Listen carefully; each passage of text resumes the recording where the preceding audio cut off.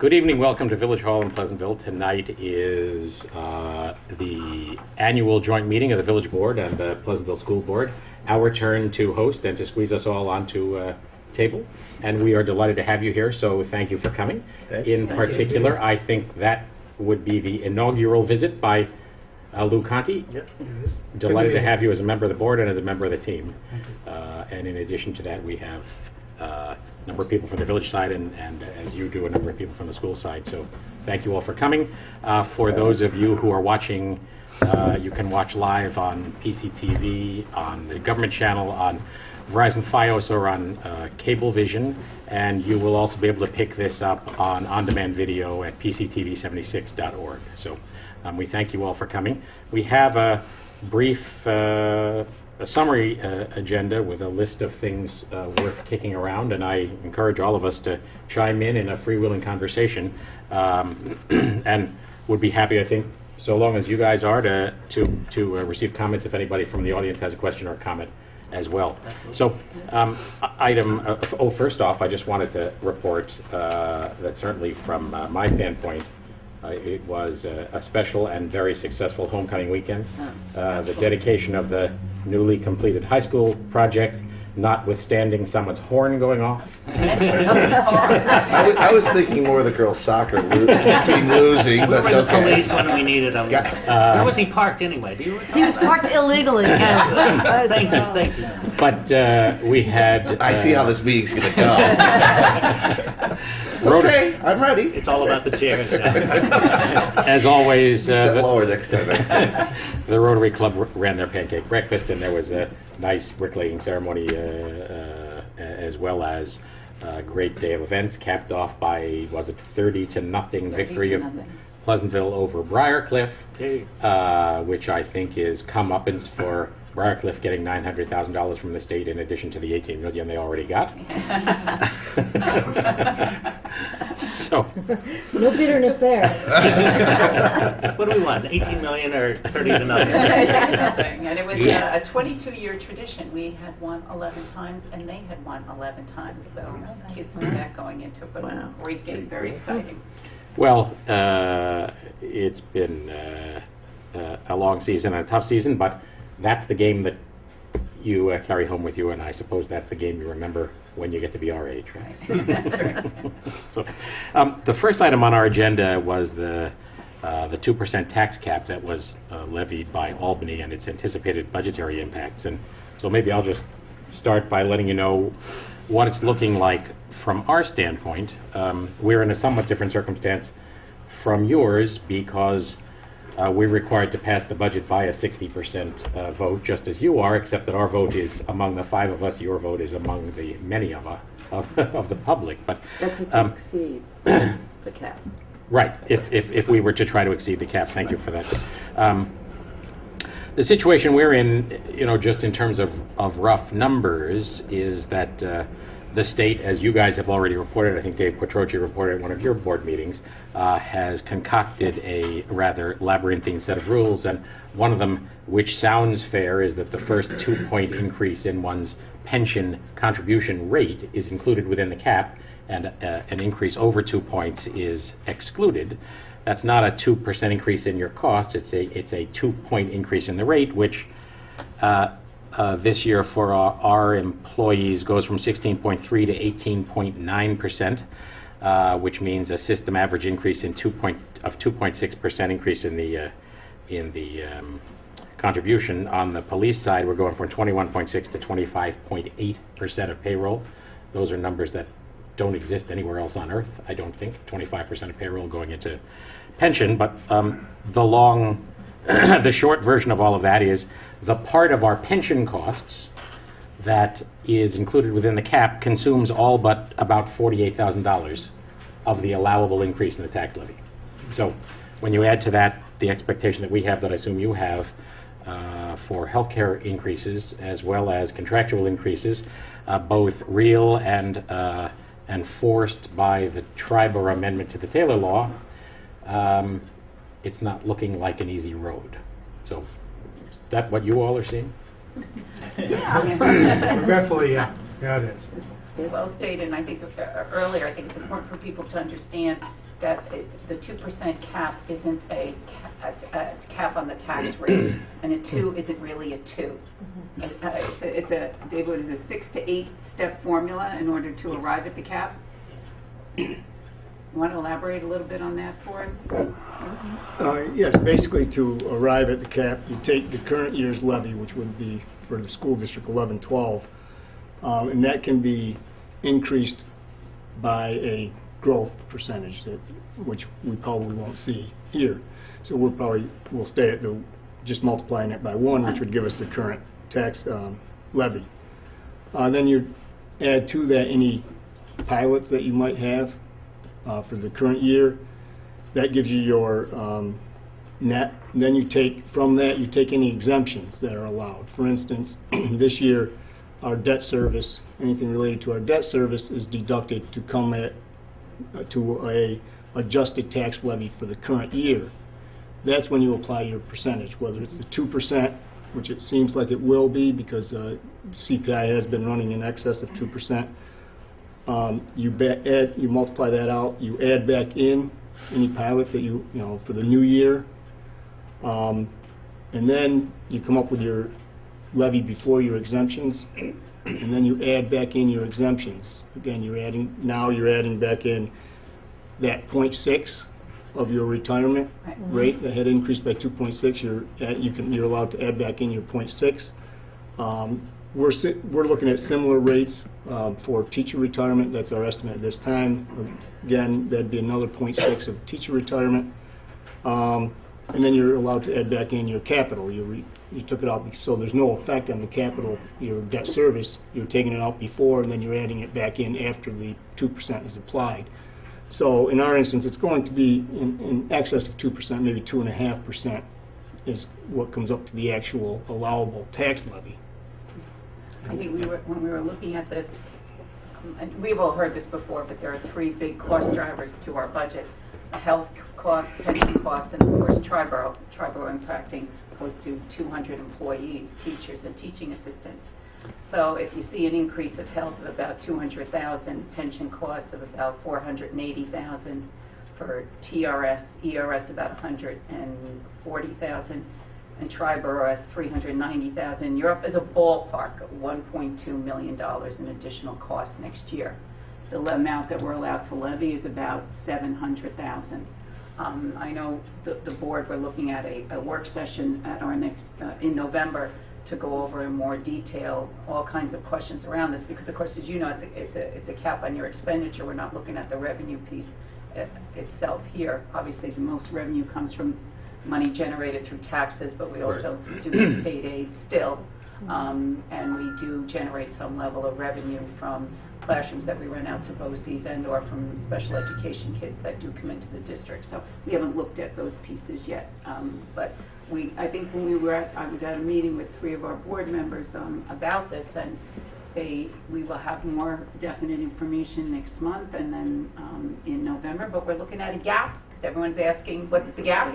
About $500,000. Which, I mean, the only way to fill that gap, and we're looking at our numbers will be a bit different, obviously, but I mean, I think Patty confirmed for me, I think our total head count is lower than it's been in a very long time. And obviously, you know, there are lots of aspects of the 2% tax cap that are right-minded in terms of its goals, trying to drive and get at the high level of taxation that all of us confront, and although we live in different worlds, we're asking for support from the same taxpayers' pockets, and it certainly has gotten to a point to be a very difficult environment for the taxpayer. And so, you know, with that in mind, I think it's our intent to see what can be accomplished within the cap. I will say, speaking for myself, that I think, you know, some aspects of it, like this wacko pension calculation, which sounds innocent enough, but in fact was an intentional jab, in my opinion, actually harm the spirit of the cap, make it hard for us to actually fulfill what was intended. and also drive in the context of union negotiations, the expectation that we'll just break the cap and go on with business as usual, certainly. I know you guys have the same frustration we have with the Triborough Amendment, which for those who aren't familiar with it is a long story, but the short version of which is that when a union contract expires, everything continues as if it hasn't.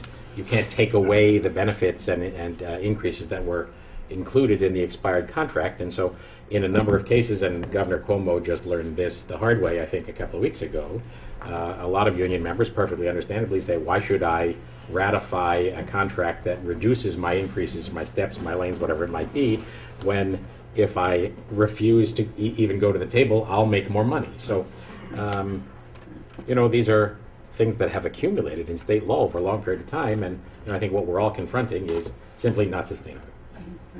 It's fascinating when we talk about this that he won't take on pension reform nor Triborough.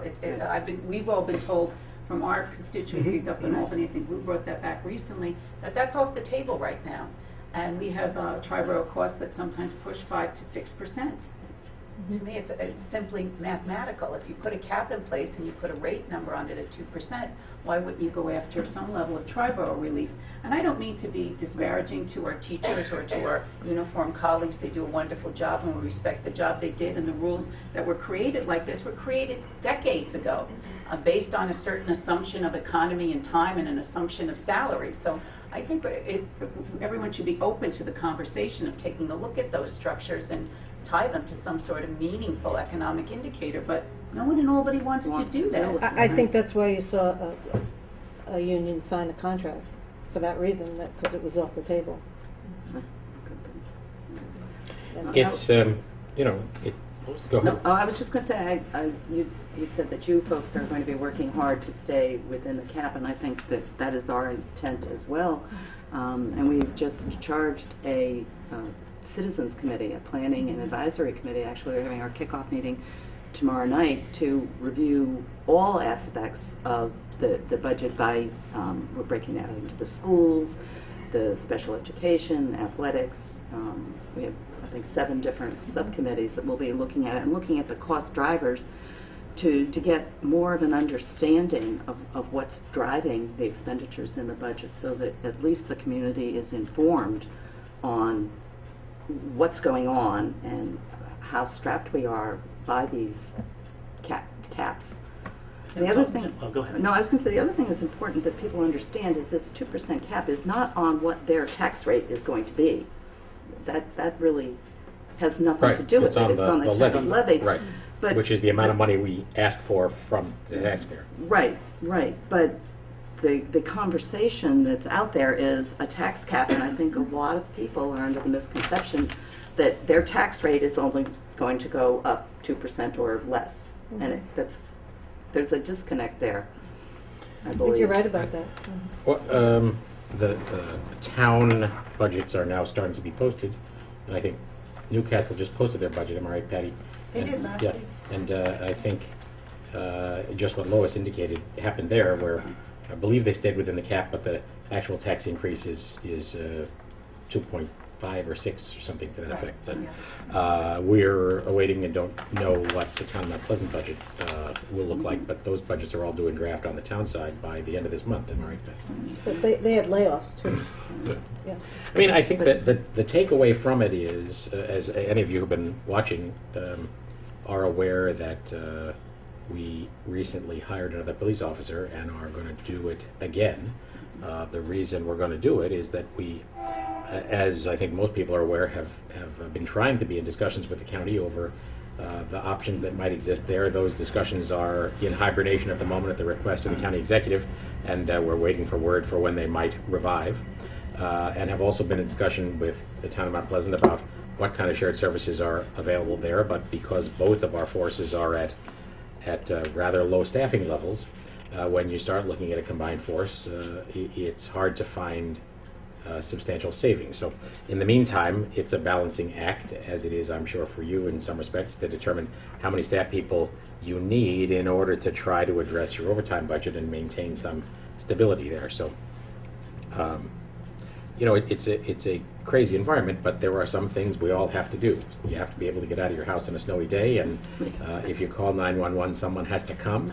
And we're mindful, of course, that the only thing worse than having very high taxes is to have very high taxes and lousy services. So we are seeking to avoid any such eventuality, and I can say that, on behalf of the village board, that I think our village staff has responded admirably. We'll all be, I hope all of you who are within the village got your letter about the change in sanitation schedules. I got mine, I know. Yeah. Therefore, you will not be one of the people who calls to say, What's going on? I was very glad to get it in print in the mail. Instead of an email. Yes, yes. We have multiple delivery methods, so you can choose the one you want. So, But I did sign up for your email after I got that. Oh, great. So- Thank you for pointing that out. It's another opportunity to make the pitch. If you go to the village website, which is pleasantville-ny.gov, you can add yourself to the mailing list and click off some of the things you might be interested to get. And I wholeheartedly encourage you to do it, because it's not only an opportunity to get meeting agendas and the like, if that's of interest to you, but also special messages about, taxes due, water bills due, road closings, emergencies, and I dare say next Monday be reminded that the sanitation schedules are changing. I'll have more on that later, but But we You know, can also, I we can think- make a plug for our K-12 Good, alert. thank you. Yes. I was just We encourage everyone to sign up to get timely alerts about emergencies and weather and special meetings or early dismissals or whatever. So we've had good success in Yes. increasing that number, and I would encourage everyone, certainly that has a child in the schools, to do it. But I also encourage other community members Yes. to sign up as well. So even for us, people who no longer have kids in the system, it's a great thing So to I could keep in have. touch with what's going on with the Yes. schools, and we do send things out other than just emergency dismissals and all, so it's an information piece. And you can go to the school website to do that, to sign Absolutely. up, which is pleasantvilleschools.com. Yes, and it's very easy to do. all right, that's great. So, certainly the takeaway from our standpoint is we're going to see whether we can live within the cap. I do not believe we can live within the cap without cutting programs or services in some way.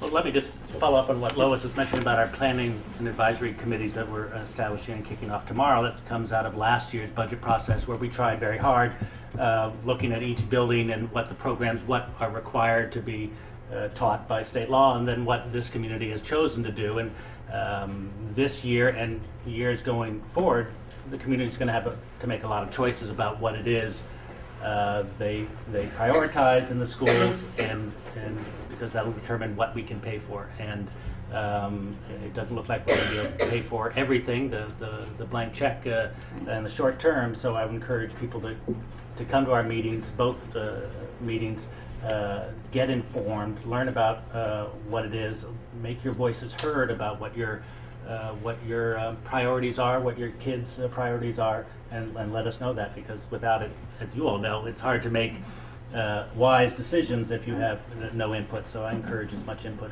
as possible. Right. Thank you. Is the most, how's the community supposed to use the committee that you're forming? I mean, should they, the piece, the committee, the community-based committee? Right.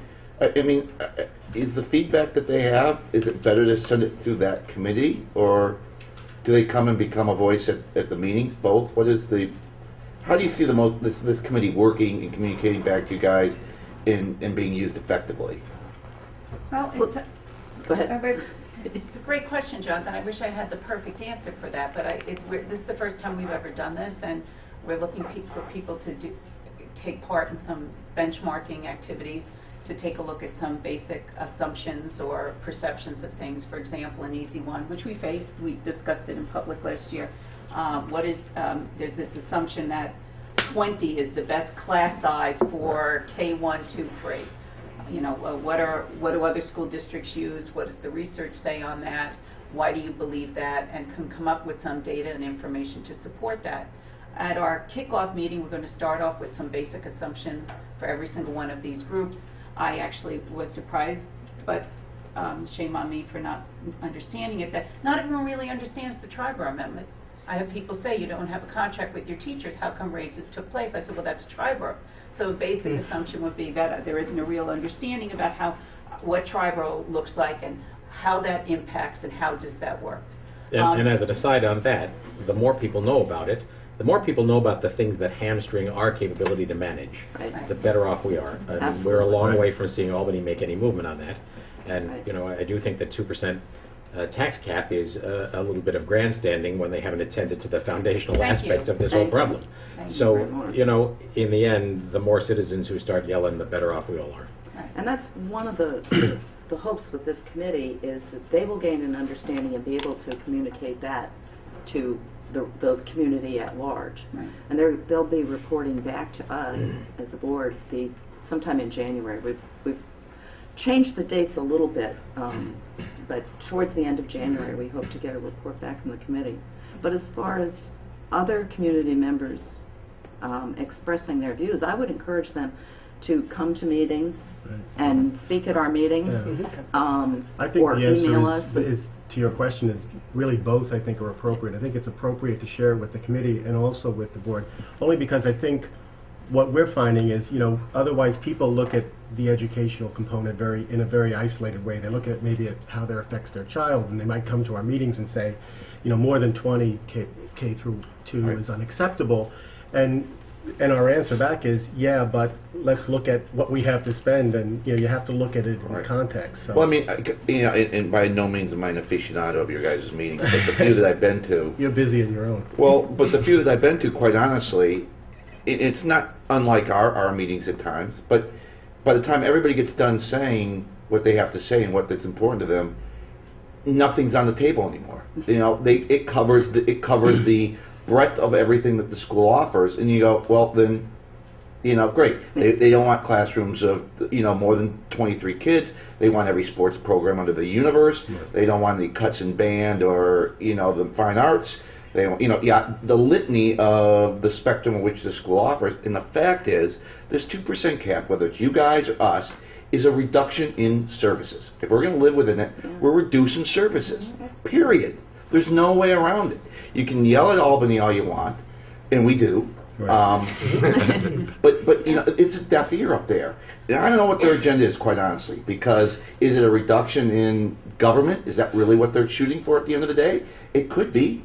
Is it a means of indirectly forcing school districts to merge because they won't do it on their own? Maybe. Is it a way to eliminate villages? You can certainly script a number of these scenarios based on the ridiculousness of which they put to, or the cleverness of which they put together this set of rules. And it's extraordinarily frustrating because we can't negotiate with our unions because of Triborough, nor can you.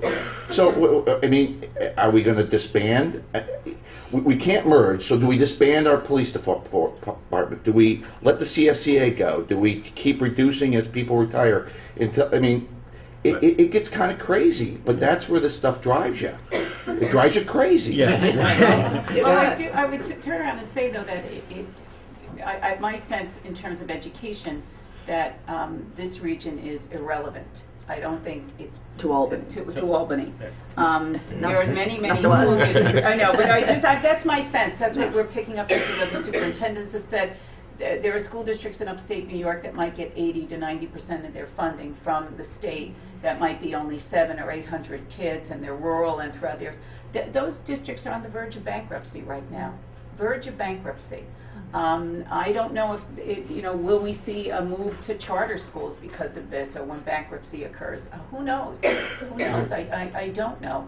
I just think that in this region per se, I mean, we'll look at everything. We'll go through our paces. We'll look at how we deliver IT. Is it the best, the most efficient way? Is the way we're scheduling, we're doing our deployment? And we'll look at everything again to see wherever efficiencies there are. But at the end of the day, you're right. This is a total cap on program, because at some point, Right. depending upon your revenues, depending upon your reserves, that gap will just continue. David outlined that for us last year, and that is the case. In addition to which, maybe some they're of those things shifting- will come out of the committee, those recommendations. Like years ago, Mayor Nona put together what was the name of that fight? It was something to help the board get through the budget process. What was the name of that? The financial Advisory advisory committee. Financial We always advisory settled on board. that. And one of the things that came out of it was that it helped with Good the stuff budget came out of process, and it was a good thing because it helped us to really not all of us micromanaging the same thing, but it broke us up. All the trustees we have departments that we review their budgets and, go line by line with the department heads and report back to the rest of the board. And that was just a system that the advisory committee came up with, which was great, and it still works now. And they came up with a few other things. And it was all citizens that volunteered. It was a lot of work. We're blessed by a very intelligent voting public here. You're right. Mm-hmm. And so I think it makes all the sense in the world to ask for that second set of eyes, for people to come in and tell us what they think. Sometimes that can be helpful, and there may be benefits we don't currently envision. But I do think that if I have a hope in this, it's that people begin to see how this is somehow disconnected from what's going on in Albany. I looked the other day at See Through New York, which is a website where we can see where everyone is spending stuff. SeeThroughNewYork.net. Thank you, Shane. NY.net, sorry. And expenditures from state agencies over the past 3 fiscal years went up $19 billion. And I mean, I don't know what percentage of increase that is, but when you compare that to what goes on at the town level or the school board level, it's really remarkable. They didn't cap themselves when they did this. And my concern here is that if you're going to push through a reform like this, I love the idea of taxes being under 2% or whatever I think the term is maximum allowable tax levy. Right. Do I have that? If that's where we're going, it has to be really thought of on a statewide basis, because otherwise more of our property taxes really become, in essence, state property taxes. And that is something I'm very uncomfortable with. Well, and not only is the state capping us, they're shifting additional costs to us at the same time that they're What would not capping stop us. What would not stop them? So, We received just to give you a little insight, because I'm sure you could do it the same on the village side. At the same moment we're hearing about all the rules and this 8-point formula for a tax cap, I get an email from State Education Department telling me what my bandwidth and infrastructure has to be, because they're going to make I have to have all the regions in 2014 delivered via computer and on a network. We received an email recently saying that they're no longer to print the Regents exams. We have to print, they're going to send them to us electronically. We have to print them locally. And this new APPR system that has been put in place is a huge unfunded mandate. We have to go through all kinds of training, certification. Can you say what APPR is? I'm sorry, you're right, Tom. Good like that. I'm the jargon police. The annual professional performance review of every teacher in the state of New York was changed with the race to the top money. The state took $700 million, and they agreed to put in place an evaluation system that was 40% based on student performance and 60% based on teacher evaluation. Now, in the student performance piece, the state said that a teacher cannot grade any paper that impacts their APPR. Well, that means am I hiring, Princeton Review, ACT, the College Board, to take the test they're requiring, paying them $20 grand a year to score them? I find such a disconnect that I'm hearing this at one end, and then you're capping. How am I going to pay for that? not to mention the training you had to The training, close to $20,000 worth of training, and this is just a huge gold mine for lawyers at the end of the day. I believe there's a new department in Albany to manage the cap, right? Am I right, Dave? Probably. You know, Cap management.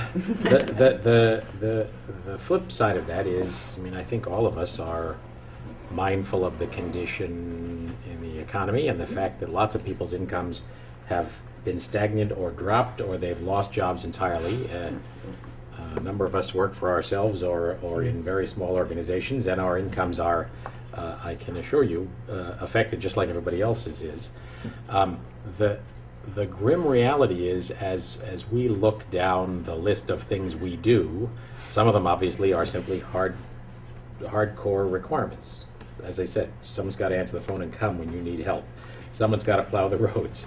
So, you have to have a teacher in the classroom. I mean, in the end, there is nothing we could do. We could make what most people would consider draconian cuts, and it would not change anybody's financial life, fundamentally. There certainly is no mechanism available to us that would say, cut your taxes by a third in the environment in which we work. It just doesn't exist. There is always a way to do more with less, and we go through the budget line by line, and we've been consolidating some jobs and looking at outsourcing options. The sanitation schedule means we're running with 4 FTEs instead of 6. And to a large extent, those efforts are quickly consumed by the loss in the tax base through tax certs, which we'll get to in a minute, and the More good news. and the fixed costs. So maybe that's, unless somebody wanted to add. Yeah, I wanted to add just 2 things, actually, if I could. The first thing I think that is important, and you guys were talking a little bit about consolidation and things like that before. Pleasantville is a very unique place, and it's a great place, but it's a small district. I mean, if you look at the village is about 7,100 people, and if you look at the school district, it's about 8,100 people. And if you look at the tax base and you take co-ops and condominiums and you take them out of the commercial side and put them into the residential side because they live here, more than 90% of the tax base is really people who live here. And if you start to look at consolidation, for example, because Pleasantville's small and the school district's small and there's no busing, we save money that way every year for not having busing for most of our students unless they're going somewhere else. But if you looked at consolidation, for example, you would have to add busing. And so it would actually become more expensive to the taxpayer to merge with another municipality. So we're a very unique school district and a very unique village in that we're small and we have different issues. We have great issues. I mean, you have the train station right here and everybody can walk everywhere and it's a very tight-knit community, but it does make it difficult, from a tax base perspective. And that would be a perfect segue into the next part, but I wanted to just make one other point first, which is, we're talking about the 2% tax cap, and I think it's important to point out, and David alluded to this earlier, that it's 2% tax cap or CPI, whatever's lower. And as David said, it looks like CPI is going to be above 2% this year. We don't know what it's going to be going into the future. So 2% in my mind isn't always the safe number to work with. And I can't emphasize enough what Lois has alluded to, and maybe Tom as well, and Mary, that it's going to be a complete disconnect to the taxpayer when they get their bill. Because even if we're all below the cap, it's very likely, I think the number you said was, it could be like 2.5. 2.5 is under the 2% tax cap. I mean, there's going to be a disconnect, and I think it's going to be a problem, especially for the school budget, which people vote on. They go vote on a budget, and they're not going to understand, wait, how is this legal? How is this under the cap? And again, even though it's been touched upon and people have kind of spoken around it, I just want to say it as clearly and as plainly as I can. I don't think there's anybody at this table who wants taxes to go up. The key here is that the state is imposing costs down to the village and to the school district that exceed 2%, and very likely far exceed 2%. And then they're saying, make that work, but you can't raise taxes more than that number. So very likely, they're passing down 4 or 5% to us, saying keep it below 2%. And so we're forced to cut. And I think, because many people come up to me on the street and say, I don't understand, I run my own business, I can keep it flat for a year, why can't you? I thought you were a pretty conservative guy, can't you figure it out? And we all want to. The key is that our costs are going up much more than the 2% we're being capped at. Well, and Cost from Albany or from the state. Right, from the state. I mean, pension costs. Imposed, and things that we don't necessarily want to pay for. Things that in our case don't very often have anything to do with education. It's not like, we've got some great new program that we're all really excited about, which is going to give our kids this huge improvement on their education. These are things that necessarily have nothing to do with education, or in your case, services for the village. Right. Are our leaves going to get picked up any better, or is it? Pension costs, post-retirement benefits in general are, without question, unsustainable. It's going to have to be changed in a fundamental way, or society is going to, crash. It's just impossible. Can't do it. And Well, we've got good models for crashing. We've got Greece, we've got Italy, we've got pretty much the you entire suggesting- European Union. how about a trip? You know? We print our own money, they don't. I just We- don't yeah. understand to that point, though, Peter, you're right. It is so obvious that if they would just repeal Article 19 of the New York State Retirement and Social Security Act, which made everyone pay back into their pension system, that would make a huge difference for everyone. Huge difference. I think year 2000 on our side, was it the same on the teacher side? Same. Year 2000, the 3% contribution to pensions that employees made was eliminated for employees with 10 years in. Correct. Absolutely foolish. And Tier Cuomo 4 pushed that. Right, and Tier 4, which I was a member, when we signed up, when that tier was created, you were supposed to pay in for your life. Right. Everyone accepted that. We all thought it was a great idea. And I remember at the time saying, well, this is a bad idea. Whose idea was this, that we stopped contributing? Like, it was foolish. It was Well, absolutely foolish. it's come home to roost. So, I mean, we certainly have more to say on that in the course of the budget season, and I would encourage everybody in the community, and maybe we can collectively help crystallize those points for Right. community members to start make their voices heard, Yes, because right. that's I think you should invite state assemblymen and senators to your budget meetings, like we would like to do as well. well, maybe we should have Those a that joint. voted for it Right. and say, Maybe all we should have a right, this joint is meeting. it. There you All right. go. Let's- Our assemblyman didn't vote for it. Right. It's one of the Wait, no, few who Tom did not. Ambenanti did not vote for it, but our senator did. Yes. See, our purpose in talking about this long is so that you'll get parking tickets and we can increase our. Oh, sorry, it's after the witching hour. Item 2 in our list is. Quickly moving on. It'll be a long night. We should talk about something If we're good. We just should on two. mix We this up a do little. have something good to say here. I mean, we're not just throwing up our hands here. One piece of this that we have both responsibility for and some opportunities in that we hope will affect you positively and which you have little control over is the commercial and residential tax base itself. And we have been working in every way we can think of to promote Pleasantville, and I can tell you that not only through our efforts, but through the efforts of a whole lot of people, and through the general good vibe I think that exists in the Pleasantville small business economy, things are starting to happen in impressive ways. We had a presentation a couple of weeks ago from Mike Testa, who periodically comes and updates us on what's going on, and he went through a litany of projects that are going on in our commercial district, a lot of which people have seen, starting from the edge of the village with the new and elaborately renovated Louis Linguini restaurant, the former Sola Luna Jesse's Villa, and marching all the way down Marble Avenue, Amangiari moving, CarQuest making a big investment, all kinds of positive things happening. I think Mike has something like 27 active commercial building permits, and he was heard to say in his 20-some-odd years as building inspector here, there is more commercial development activity than at any point in his career. Wow. So That's great. that is great news, and I think it's momentum that's going to continue. We've said in the past and continue to say that we're in a zone of silence at the moment about what we hope are positive developments at MLA, and hope that very soon we'll be able to report that property is coming back to life in a positive way. That isn't going to be a big shot in the arm from a tax standpoint, because that property was substantially overassessed and is now under tax grievance.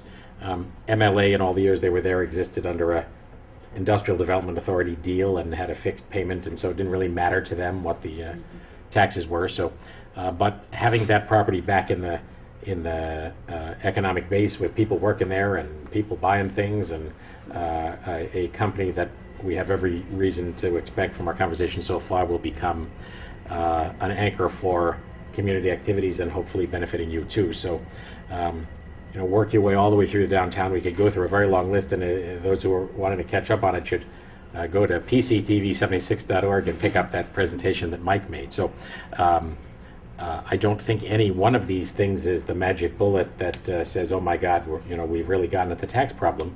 But what is crystal clear to us is that we've had a progressive shift of the tax burden over a very long period of time to the residential side from the commercial side. Pleasantville's obviously never been a community that had a big commercial base, and it's never going to be a community that has a big commercial base. But we've got a bunch of positive things happening, and talk about a number of vacant or underutilized parcels that people are coming in and talking about building on, and a lot of them are actually in the approvals process. So to have that going on in what is clearly a down economy, I think is a very big vote of confidence in this community, and a credit to everybody. Great stuff is going on. I mentioned to a number of people, as Tom knows well from Judy, the Burns Film Center had their 10th anniversary, and the enthusiasm of that caused Steven Spielberg to say, I want to sign on as a board member of the Jacob Burns Film Center. And that kind of thing, when you have a person who has that kind of notoriety wanting to do something in Pleasantville, New York, has spillover benefits even for people who have never been and will never go to the Burns. So we're seeing all kinds of interest, and as many of you know, it's another chance to make a pitch here. We bought a few months ago the Lane Plumbing property and have demolished the buildings and put a parking lot there. Did it open today, Patty? It opened today. Cars were there today. I think we ended up in the end 49 or 50 new parking spaces, which are permit spaces by day and available free to anyone after 3 p.m. on weekdays and all day Saturday, all day Sunday. We developed that lot in a very modest way, not wanting to spend a lot of money on it, because we are cautiously optimistic that there's a higher and better use there that might be a mixed-use development that incorporates parking, but also something else. There are preliminary indications that people are noticing, and we're starting to get some noses under the tent saying maybe it could be this or that or the other thing. So stuff's going on, and I do think that it's the groundwork for recovering a bit the losses we've recently seen in tax certs. The tax cert story continues to march its way along with property owners who have grieved their taxes, and we certainly are going to have more coming, based on our expectations at the moment, at the level of what we saw with Foxwood. But there is still a longer list than we've ever had. But certainly the historic experience is that most of those residential tax certs are going to produce some change, but not the kind of change that would fundamentally change our economic outlook. Unlike a circumstance when a major condo with 250 units is successful all at once, it has a big effect on all of us. So stay tuned on that front. Obviously, the backdrop talk to all of that everywhere in the county is about revaluation. And I mean, in the end, as I've said before, the system is at this point unfair to fix and unfair not to fix. It's hard to imagine a future that doesn't involve fixing it, but it's not an easy venture, especially in a circumstance where there are some people who would be, potentially substantially affected by it. So, stay tuned on all of that. But stuff's happening, and remind all your teachers, all your kids that every dollar they spend has to be within the village of Pleasantville. When they step outside the borders, the money stays in the pocket until they come back. But on the tax cert, let me put a plug in. We have a tax cert reserve fund where we keep, I think, an appropriate amount of money to protect us from being buffeted by an award of a Foxwood, which was $1 million right there, and that can wreak havoc with anyone's budget. And so we try, and David Quattrochi takes the lead on trying to maintain appropriate amounts of rainy day funds for the school district. And I think that's we're getting hit with those all the time, and we're trying our best to manage that to minimize the negative impact on our budget. Then I have a question about the parking lot there, if it's an appropriate time. Go for it. Are you? I'm wondering how you are going to promote, to educate people that lot exists out there beyond the permit holders, and I say this because you mentioned the Steven Spielberg event, the Burns Film Center. When we were walking over there, some people were going, because that's where the tent and that's where the dinner was, and people, as they were walking over, they're going, "Why are we going over there? I've been back there. There's nothing there." And because they thought it was Bill. Exactly. And so I think we have to retrain a lot of people about, that there is something back there, especially on Friday and Saturday nights when it's hard to park. Well, a number of things going. Clearly, we're going to have to work on some signs, which we have yet to do. But You know, I know somebody. one great opportunity. We're taking advantage of the excitement of the Ragamuffin Parade. Okay. The farm market has always wanted to be able to coexist with the Ragamuffin Parade, and last year in the end we canceled the farm market on the day of the parade because it felt like it was too much conflict. This year, a great desire to avoid obviously having an impact on either one of them, but to allow them both to happen. So now that we have these additional 50 spaces, we decided that the south end of Memorial Plaza, essentially from that curb cut that we made north of the gazebo all the way down to Bedford Road, would be the site for the after party after the parade that we always have, and the farm market would continue to operate in the north end as they always do, and then essentially the 50-ish spaces that we're occupying by the Halloween party are provided over in the lane lot. And so the farm market committee was handing out flyers this weekend at this week's farm market, and next weekend we'll have some people directing people to make their way around. You'll be able to enter the lane lot through either Manville or Bedford Road, so you can get in from either side, and you can get out on either side. So we'll be on that Saturday leading people by the nose a little bit to get them to park back there, and so that important audience will know it's there for forthcoming Saturdays. And that's after the 5K race. Yes, I mean, we should probably mention So that. what time's the race and what time's the Ragamuffin Parade? The Ragamuffin Saturday? Parade doesn't start until 11:30. And Really, like noon. And They then- start gathering about Noon, 11:30. at yeah, Bedford and then Road. the race starts at 9, but the sign race ups starts at at the 8, high school? 7:30. Yeah.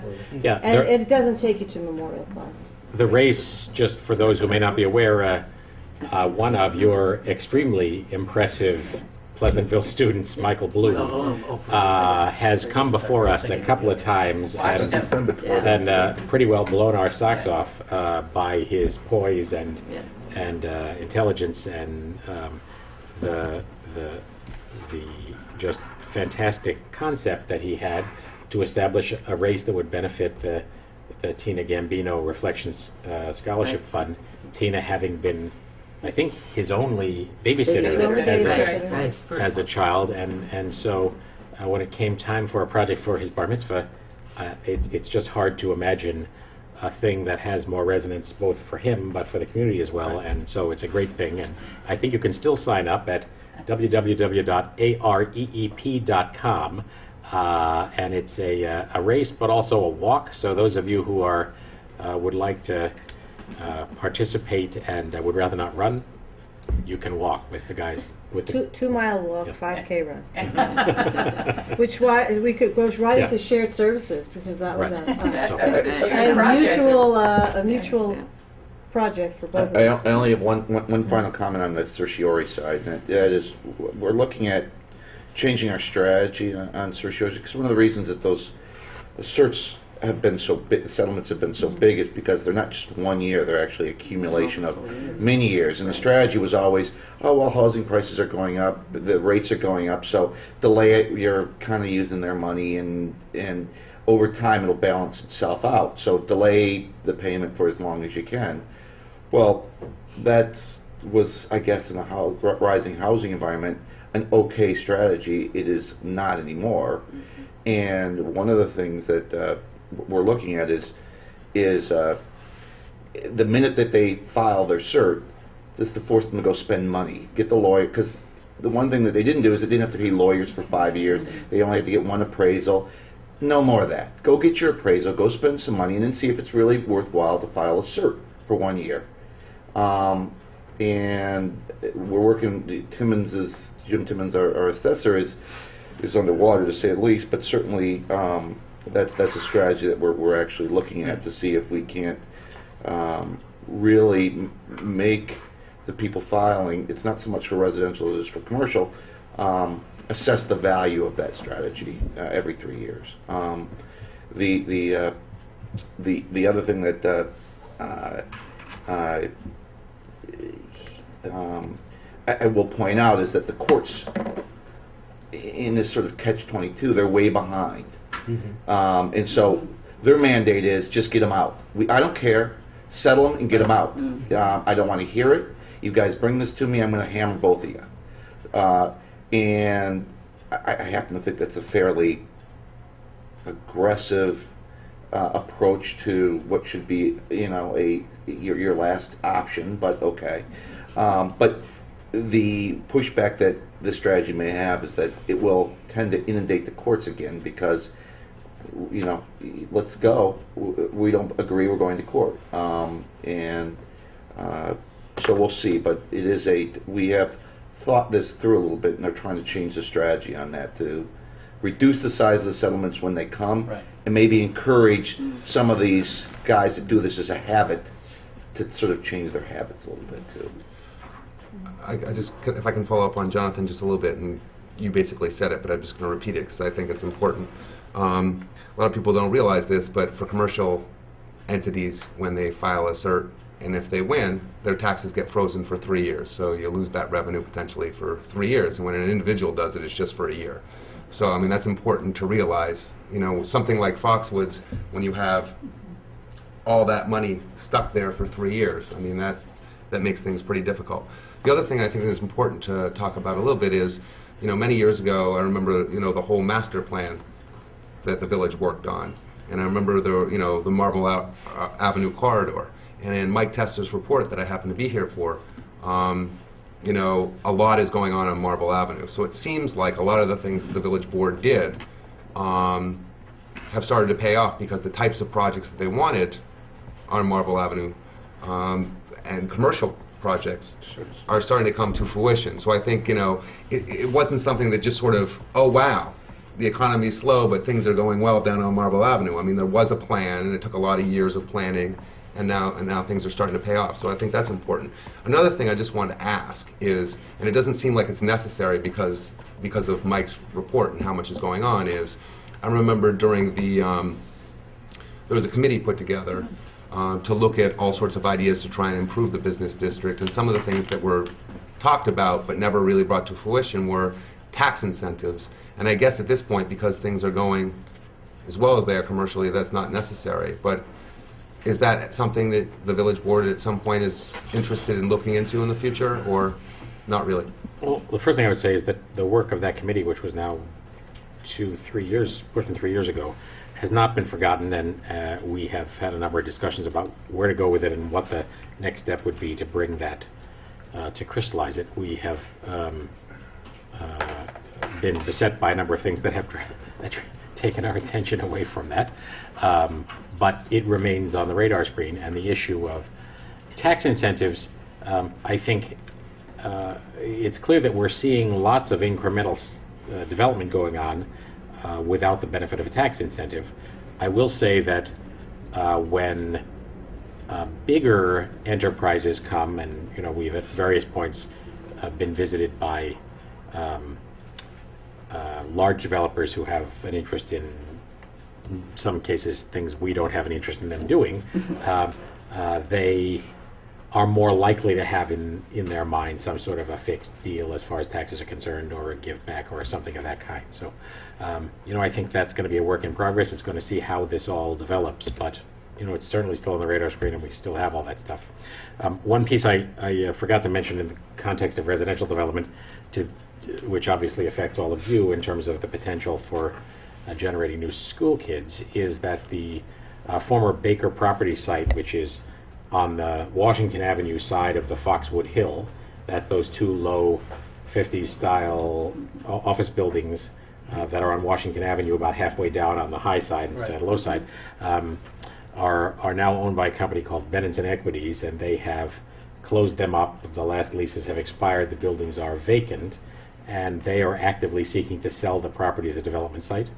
At one point it appeared that we were likely to get such a proposal imminently, and evidently that deal has fallen through, and they continue to propose it as an item for sale. My guess is, without any certainty, certainly what's been discussed so far is some residential kind of a complex. There are some wetlands and steep slope issues there that suggest there might be a few single-family home sites, but I would guess that it wouldn't be unreasonable to imagine that somebody would propose that the Foxwood planned unit development zoning that exists on the Foxwood side be pushed over the hill because this property abuts Foxwood. And therefore we might be confronted with that property being proposed to be developed at that kind of density. Who knows? And there remains, I suppose, the possibility that it might be proposed for an office use as it is currently zoned, but that seems unlikely. The current owners have indicated, probably rightly, that the likelihood of finding office users that would warrant the rehab required for those buildings to bring them up to date is just not in the cards. So we have nothing on the table at the moment. It's not zoned for residential at the moment because it's an office campus zoning district, so we will have some control over how it all develops, but that I would say is the biggest piece of development that might affect you. There are obviously onesie-twosie kinds of things going on in various places, and there remains discussion about the county housing settlement and how that might affect us and what role Pleasantville might end up playing in all of that. And there have been some discussions about affordable housing that might be developed in a few different locations in the village, ranging from 2 and 3 and 4 units to 15 units, as much as 30 units, and at the moment nothing is solid and nothing has been approved. So those are on the radar screen. So I think it's the Baker property site that's the big piece that could have an impact on you. What How do big your is school population forecast look like at this point? Do you know? Stable. Are they, so can you look out 5 years and see any growth, or what do you see? Well, it's we start taking the census probably at the age of 2, as soon as we find out, and then they start kindergarten at 5. But the projections that we've done, we've stayed the same. We don't see any decrease. We've stabilized. The other piece we did get, though, in the Mount Pleasant side, there is an Indriola property development off Bear Ridge Road, looking to build 11 single-family homes, 4 to 5 bedroom homes off there, which they're projecting could add, up to 20 kids to the school district itself. But we've just got notice that that this past fall. How big is the Baker property in terms of acres? Do we know? 18. 18 acres. Yeah, it's quite. It's not all It's not all buildable. I think it's pretty clear that if somebody were to propose zoning like Foxwoods, it would not be as many units as Foxwood is, which is what, 254 or something like that. And it would not be condos. Right. Stay tuned. It would not be condos, and it would probably have a 10% set aside. So, Fair and affordable housing, middle income, fair and affordable housing. So I think that we can control the form of home ownership. Yes, you can. Well, that aside, if it were condo, as Foxwood attests, the number of school children, of course, is significantly lower than if it's single-family housing. Those 11 units up off Bear Ridge might generate more kids than this site going to a condominium form, or whether it's condominium or not, apartment, quote-unquote, form of Bill. I mean, maybe you have a sense for the numbers. My sense in Foxwood is that there may be more kids than there used to be, but it still is a relatively low producer of school kids. Is that, and the same remains true in the country club. Condom, right. Yeah, the country club is even fewer school kids, right? So, amid all of this, obviously we're concerned about impacts on everybody and the impacts that might affect us. But change the tape. All right, brief pause to change the tape. Welcome back from our brief break to change the tape in the camera. What I was going to say was, although obviously we're mindful of impacts on all of us, school kid generation on your side, impacts on our side as far as sanitation and all the above, what is clear is that one of the ways out of the situation we're in, or at least to mitigate the problem we're in, is to generate more tax income. And that may, in some cases, involve more residences. I do think that we're clearly in an environment where, and certainly the message I think of this board has been, unlike perhaps the way it felt to people 10 years ago in a go-go economy, we're not really in a position to be picking and choosing and say, oh, you know, we're going to sort of scare this developer away because maybe they wouldn't do what we want, and maybe the next guy will come, and you know, if the property remains vacant, all to the better. So, you know, certainly, obviously, the country club is a unique circumstance, but the country club is probably the biggest increase in the tax base that we've had in the last 25 years, and I think it's fair to say a big net positive since it has generated relatively few school kids on your side, and you know, has obviously provided a lot of benefits to the community as well. So we can't be afraid of development. When I say development, I mean appropriate Pleasantville scale development. We've had a few people say, change your zoning, let us build 300 apartments, and we've said no. So, any more add on that? No. Okay. Number 4 was a discussion about community values and kids. Oh, shared services. I skipped that. Something All right, what can we share? psychological. I would like to make a comment on shared services because I think that Pleasantville has a long history of shared services. Long before this became the political term to use for doing things together. You know, I graduated from high school in '67 here, and we were using Barrows Fields. The Fields Agreement goes way back. We've been sharing a lot for many years, and I think that's one of the things that makes this Pleasantville community so special. We meet once a year, but that's not to say we aren't communicating throughout the year and in various ways. John Barreline works with Linda Bellafuto on the recreation side and the field side. The two Steves, our Steve and your Steve, are in constant communication. Mary and the administrative team are working constantly with you folks, with the police department, with our youth officer, whom I see here tonight. So we do a lot together, and we were doing it before everybody decided this was a good thing to do. And I think the community deserves a lot of praise for this. I mean, it's not something that any of us started. We're continuing the effort, but it's No been doubt, around and for a long time. it's part of what has made the place it is. Right. If there's any bad news about it, it means that the low-hanging fruit was picked by generations ahead of us. So, I mean, do you all see opportunities for us to share further than we already do?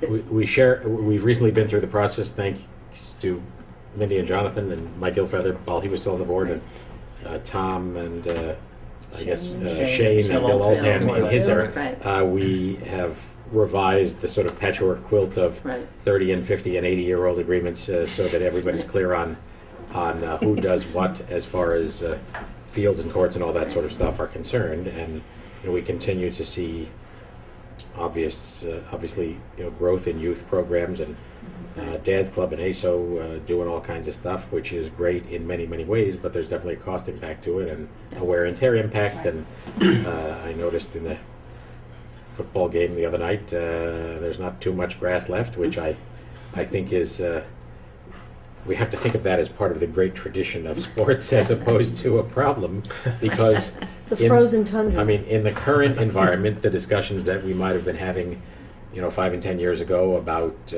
replacing grass with artificial turf and adding more lights and potentially building a new rec center are simply not in the cards. How's it I think your point is, and what Lois said, I mean, we've been doing a lot. I think it's important in the community to know that. And obviously a lot of the things, the low-hanging fruit is probably all picked, and the things that we both have to do. I mean, you have to make sure people can get out of their driveway so they can get to school, and we have to make sure they can get to the schools once they're here when it's snowing. So, I mean, we both have to keep busy on that end. So, I mean, that's not a place where we could say, you do that or we'll do this, because it's just not realistic. I think it's more to really educate the community about that we've been doing this, and if any opportunity comes up, that we'll certainly all be jumping all over it to try and see if it'll do something, if it's going to save us both money. I think that goes to the fact that we do talk to each other. This is not the only time we communicate with each other, and if somebody has an idea of how we could do something together that would save us both money or make us do something more efficiently, it's not going to wait a year to get aired. Well, in that spirit, I thank all of you and Mary for the air of openness that has pervaded our discussions, and I think we've got a great and strong relationship, and a great enough and strong enough that we can kvetch a little bit when it feels right, and frequently end up, I think, in a better place for everybody. So I know that we've had some exchange of equipment here and there, lending you a truck, you lend us stuff for the music festival, and we continue to borrow stuff. Actually, Briarcliff is helpful to us, Mount Pleasant is helpful, and there's that sort of regional exchange of stuff that not everybody's got to have duplicative equipment. And just as we work with the Board of Cooperative Educational Services, BOCES, and we do a lot of shared services for that, which has a dramatic impact on our budget. And so I think both of us are great examples of sharing services with each other and with any other entity that makes sense. Yeah, I mean, I think the value of the tradition isn't that the low-hanging fruit's been picked. The value of the tradition is that we know how to do it. And I happen to believe that the next several budget cycles that we go through are going to be very cathartic, and it will give us an opportunity to reassess what can be shared and what cannot be shared, in how to do that. And I think that that's good, that we've got a base for having done that. So I applaud the history of it, but I also embrace it in that I think we're going to rely on a lot more than we've ever thought we're going to going forward, and we should. Nothing should be sacrosanct. There's no thing that we should not be on the table to talk about, figuring out does it make sense to share it. And I reiterate Peter's and your guys' thoughts on the fact that the good news is that we're not afraid to have those kind of frank discussions. And along those lines, as we were looking at Parkway Field, the field house there is getting old, and it does need attention and looking at it. And our turf field, which I think John mentioned, I think probably the heaviest used field. It was built to last from 10 to 12 years, and it's into its 9th year, and it gets a lot of use. The track, the markings are gone now. So, just to be honest about it all, these are challenges for it. We have more traveling teams, we have more school programs, kids, rec programs. Everyone loves using all the facilities, whether it's down at Parkway or up on the school side or over at Soldiers and Sailors, but that level of use does have a wear and tear, as Peter mentioned, on them all. I wonder about that. I have a couple of comments on fields. I see in the late summer, teams not associated with Pleasantville, I guess some of the PACE teams, for example, are down using those fields. And if there is with some wear and tear on those facilities, one has to wonder, are we shortening that period of time by letting outside teams practice? Well, I think just as we share with you all and BOCES, et cetera, I think PACE has been a great partner of ours. So we can often use their facilities, especially when our gym was under construction. I mean, we were limited in the number of kids that could go to that gym for any kind of event, and so we did the Wizards game at PACE, we did the Briarcliff game. They've been very, very cooperative about doing that. Our swim teams swim there. Our swim teams, I think our varsity baseball plays team. That's right. Most of their games there. Our AP exams, there are 2 weeks where the students take advanced placement exams. They don't take them on our campus, they take them over at PACE. So there's been a great partnership with PACE along these lines. And tennis too? Does tennis play over there? Where's Tennis PACE over stand? at Tennis PACE play? Briarcliff. Where's PACE stand now in their consolidation? They were supposed to consolidate the two campuses and jump from, was it 8 to 10,000 up to Right.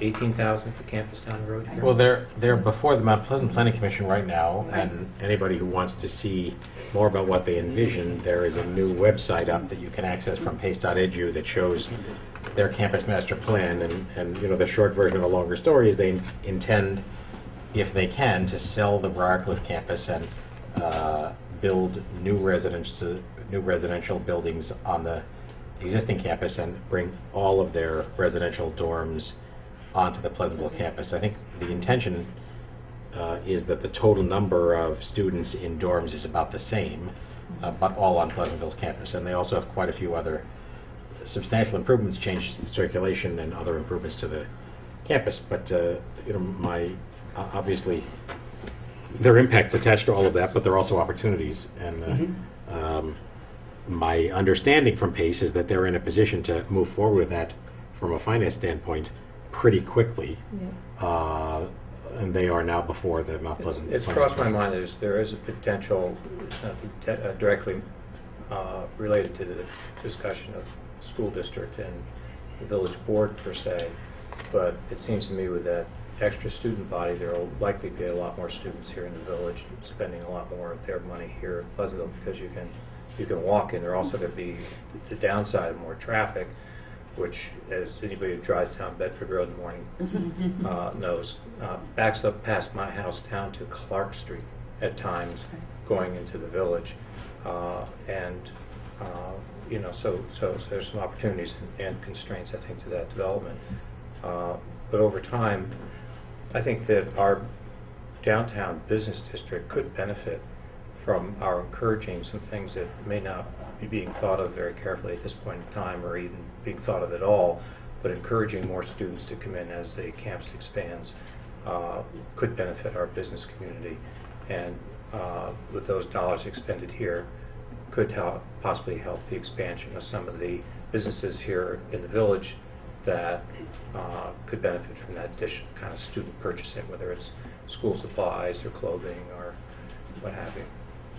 I agree, and made that pitch to the Chamber of Commerce a couple of weeks ago. So, I mean, certainly, I've, as Mary knows, got the idea that there's got to be a way to take the resources of PCTV and share them in productive ways that both support PCTV and improve both all of our opportunities to communicate in settings like this, but also to improve, you know, the educational opportunities for the kids in the schools.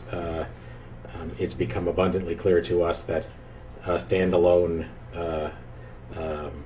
TV studio as an island, so to speak, is tough to maintain, and yet we have an extraordinary resource there, and one that seems to me certainly has been a great help to us, and maybe there's a way down the road. So that's just something we have talked about in the past and should continue to talk about. There are such extraordinary resources floating around this town and nearby between the people that work here and the professionals who are residents, and all that goes on at the Burns, all that goes on at Pace, Stone Barn Center. I mean, we are. It's almost an embarrassment of riches in terms of the opportunities that exist here. I know that Greg Fondy made a presentation at the Chamber of Commerce last week about senior internships in and around village businesses and organizations, which was an interesting thing, and I think a lot of people perked up their ears. You know, clearly, more of those things are in the cards in the future, especially since some of them might, in the end, reduce the overall cost of doing business for each one of us individually, even if the total budget goes up. So. And I think PCTV is that opportunity. I think that's the one we have on the horizon if we were going to do anything. I would hate to look back 10 years from now, or other boards to look back 10 years from now and say that was a missed opportunity for us. We appreciate the video streaming service, because that's what we place all our board meetings on. That's sort of sharing and building of that server. I mean, I think I know when we started that, gosh, I go back to 1990, 91, when it was first one of my first assignments here in the school district was to go to a cable TV PEG agreement meeting. Oh, those are so much fun. And it's actually You fascinating. must have been really right? low on the totem pole there. Mary would love that. Mary, Yeah, that's right for Adam. wow, We'd be happy to appoint you as our agent if you would like to go to more of those meetings. That was actually one of my first assignments as well Yeah. on this board, was a PEG meeting with Cablevision. Yes. You threw me into that one real It's sort of a quick, hazing. Jonathan. It's a hazing Did you process. come? That's right. No, I went by myself. All right, Joe came with me. let's jump forward, or we really will get parking tickets from you. Tomorrow. Item 4 Yeah. on our agenda was discussion about community values and kids' behavior. And as I think some of the members of the community have heard us talk in the past year or so, the sort of level of trouble we've had has spiked, I would say. We've seen more vandalism, more trouble, more disrespectful activity than maybe we had seen for a while. And, as everyone knows, there was a meeting led by the Clergy Association last night surrounding the accusations recently made with a couple of high school students who are now charged with a felony hate crime. And so, those kinds of things obviously are concerning in an environment where there's always some baseline of kids being kids, and always a baseline of a small number of people who will step farther out of the white lines than you wish. But it has felt as though some of the basic civilized behavior was breaking down a little bit, and certainly the visible abuse of alcohol was apparent in more prominent ways, and maybe apparent in younger age groups than we had before. So I know there's been lots of discussion, and Jesse Woolman, who is our youth officer and well, is here tonight. And if you be willing, Jesse, maybe just to comment on how it all looked from your standpoint, and also the kinds of programs you've been working on. Okay. So, Thank you, Mayor. Thanks for having me. I brought up a few numbers from downstairs, just some statistics, but before I even get to that, I just want to say thank you for having me up here tonight on behalf of the police department. I know I said it last time at our Board of Education meeting that I couldn't ask for a better working relationship with our school from our superintendent on down. And that being said, there are some programs, and I know I talked about them at the Board of Ed meeting that I was getting involved in, and this year we kind of really kicked it off with the drugs and alcohol prevention. And that's in the middle school, and that's for our 7th and 8th grade, and I worked with Vivian Osowski, and who's here tonight, and I also worked with her guidance department building the program, and it's geared towards the 7th and 8th grade, and I meet every Wednesday with them, and it's in their health class. It's not always just about drugs and alcohol, but about some decision making too. It's nice to be proactive and not always reactive and going to a call where something bad happened. There's nothing I can do about it at that point. It's nice to get in the classroom and talk and be proactive. Also with working with the schools, outside of the schools, in reference to the village matters and the kids coming into the village with purpose. I think those are the words that Mary used in the article this morning, and maybe lack of purpose. I can tell you that not every child that comes into the village with a lack of purpose and to hang out gets arrested or has a problem with the law, but I can tell you most kids that have a problem with the law or has a negative situation or a problem with the police department, it's usually because they did not have a purpose and they came to hang out. Youth-related calls, this year alone, we had 130. We've had 14 arrests alone just between the ages of 16 and 19. When we say juvenile arrest, it gets a little bit confusing, but under 16 years old are our juveniles, and they are handled a little bit differently than our adult cases that are over 16. But we've had 69 juvenile-related or juvenile activity or interaction with the police department. Some of them, most of them, I would say, are handled in-house with some type of diversion. Some of them are referred to family court. We have a community service program that I run downstairs. I also have a restitution program that when we have maybe a juvenile that did some type of criminal mischief and there's damages, we try to arrange restitution along with community service. Yes? Are those numbers up or down or Um, level? Is there a You context? know what? That's a really good question. I don't have that answer I right mean, they're now. alarming just in general. Yeah, yeah, but they're a lot. nice I mean, to it's know the first context. meeting of that I've personally been to as a detective and the youth officer to come up with these statistics. Now, I do have to compare them to what the past has been. But all of these calls, these youth-related calls, not every one of them ended up with some type of an arrest or something like that. Not all of them. Well, most of them were some type of a complaint that somebody called in. But I'm working closely with the school, with Mary. We're we had some issues with the kids going onto the high school grounds after late at night, and we've been addressing that on a case-by-case basis.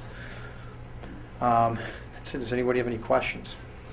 Well, thank you for that, Thank Jesse. you. Sure. And one of the takeaways, it seems to me, and you can pile on if it seems appropriate, is my office is right down on Wheeler Avenue. Brian and I are in the same building and have a kind of a ringside seat on what goes on. And I do think that there are plenty of good kids with parents who are engaged, who are hanging out downtown 10, 11, even 12 o'clock without a purpose. And there's the sense, and in one respect, it's a positive story that kids and their parents feel as though hanging out downtown is a safe and reasonable thing to do, and in many cases it is. The reality, however, is, 9, 10, certainly by 11 o'clock, the odds of something bad happening are spiking up. And, I myself have multiple occasions encountered a situation where, there are 20 kids and, 2 of them are way outside the bounds of reason, and 3 or 4 are kind of caught up in it, and 3 or 4 are laughing, and the others are thinking, maybe I shouldn't be here. So, my message to parents is, ask what your kid's purpose is, just as Jesse put it. Hanging out downtown is not turning out to be a particularly good thing. Lots of times for lots of kids. We want Pleasantville to be a place where everybody is welcome, and just for example, we had a circumstance. You guys had a superintendent's conference day, a half day of some kind, fairly recently, and kids got out early, and kids swarmed downtown as they do, as we want them to do. But in no time at all, we had complaints of shoplifting and complaints of what felt to people like menacing behavior, and in some cases, it's just kids not really realizing the impact they can have when they're in groups of 20 and 30. Right. And in some cases, it's kids who need to have their wings clipped. So, certainly my message to parents who can and will exert their control is, you'd be better off if your kids were not hanging out downtown late at night. Well, and I think that we have the same message. It's not just downtown. We've noticed an increase in trespassing, being on the field late at night, after hours, drinking, and increased vandalism. And the board feels very strongly that we can't tolerate this. It's not, and there are reasons. The primary reason is concern for the health and well-being of our students. It's not doing any of them any favor to tolerate this kind of behavior and not to have consequences for it. So we have indicated to Jesse Woolman and to Chief Love that we will press charges in cases of trespass or vandalism, because we think it's important for the security of our students, and also we feel that we have an obligation to the community and a fiscal responsibility, because there are costs to vandalism on school property or anybody's property. There are costs to vandalism. Yeah, I'd just like to mention, it's not just downtown in the school district. It's if you go up and drive up and down Bedford Road and look at the number of people's picket fences that have been broken Right. after every weekend, the beer cans and the beer bottles that we're cleaning out of our bushes, the sheets of schoolwork and candy wrappers and cigarette packages. It's certainly not all from our children within the community.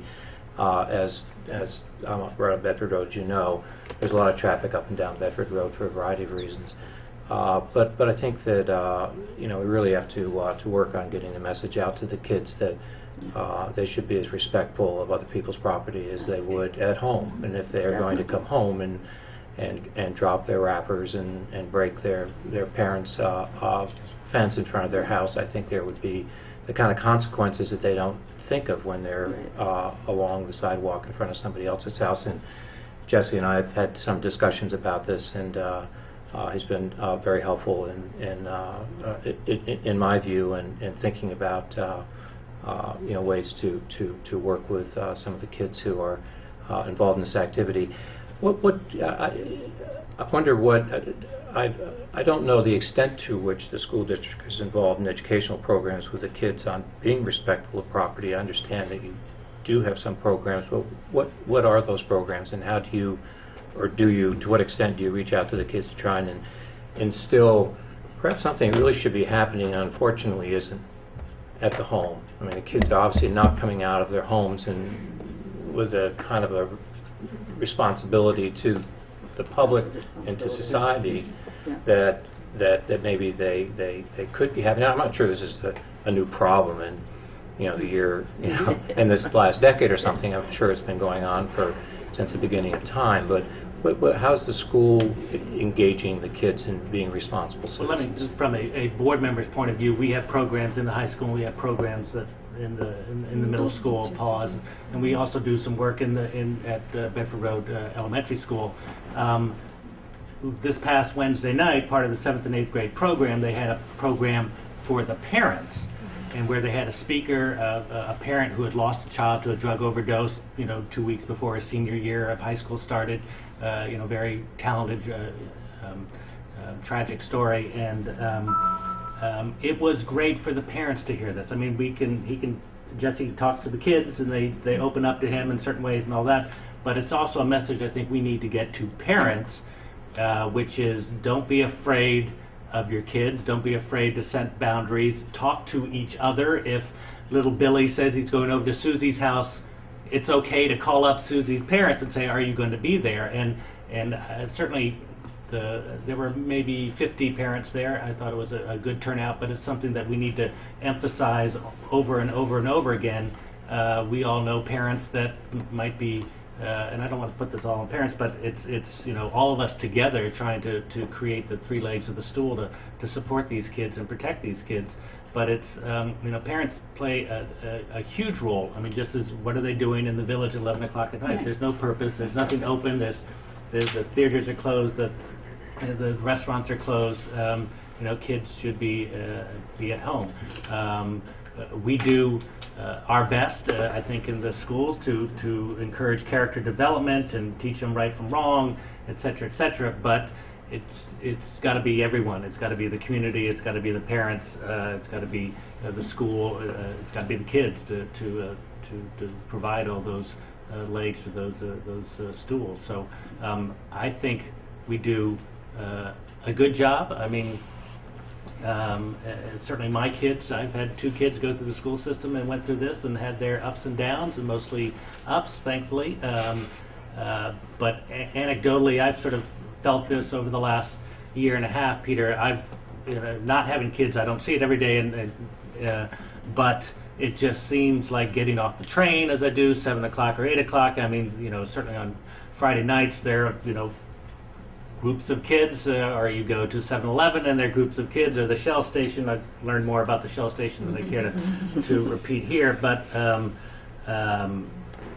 there's it seems to be a lot going on, and I think all of us need to pay attention to it. And I want to re-emphasize what Lois said, is we've had instances of kids drinking at night on the school property, and if you do that, there's a message to the kids. If you do that, you will get caught, and we will prosecute. It's important to remember, too, it's not just our Pleasantville kids alone.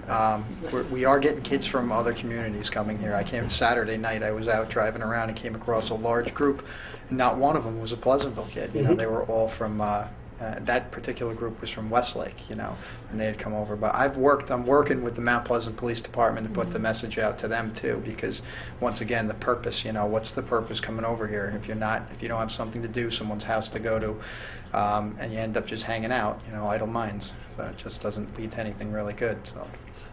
There's a lot of kids coming from Briarcliff as well. So on any Briarcliff, given night, you can see people Horace from Greeley. Westlake, Pleasantville, Briarcliff, and especially around the football season, coming to homecoming. That's not necessarily a good thing.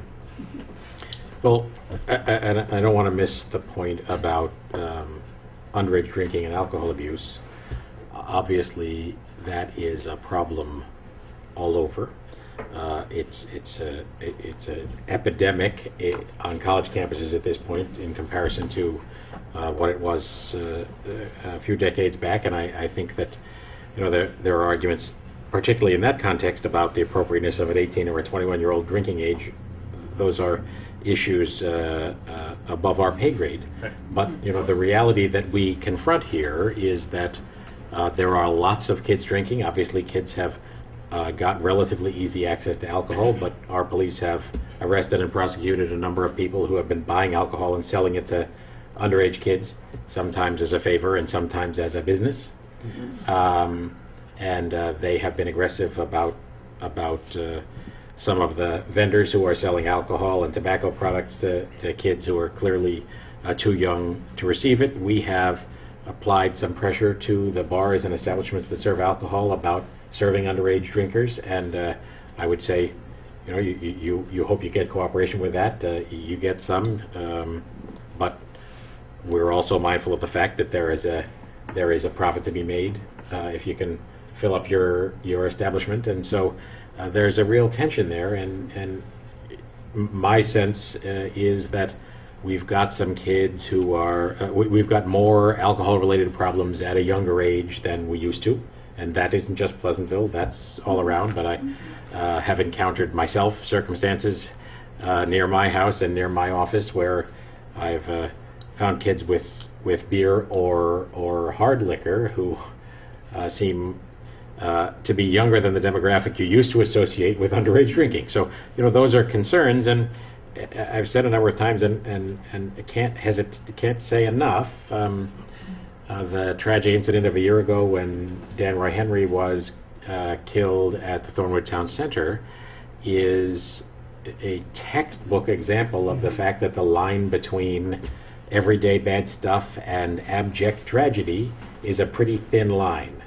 And kids have a hard time understanding that.